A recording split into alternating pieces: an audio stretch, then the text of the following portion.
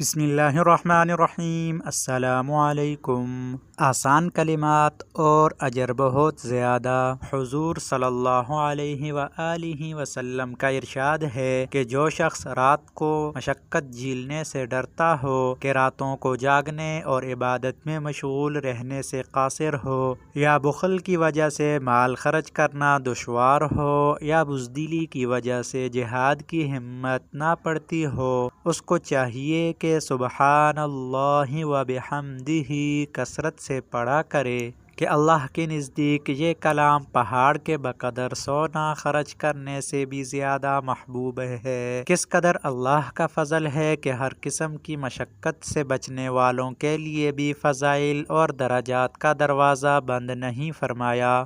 راتوں کو نہیں جاگا جاتا، کنجوسی سے پیسہ خرچ نہیں ہوتا، بزدلی اور کم ہمتی سے جہاد جیسا مبارک عمل نہیں ہوتا۔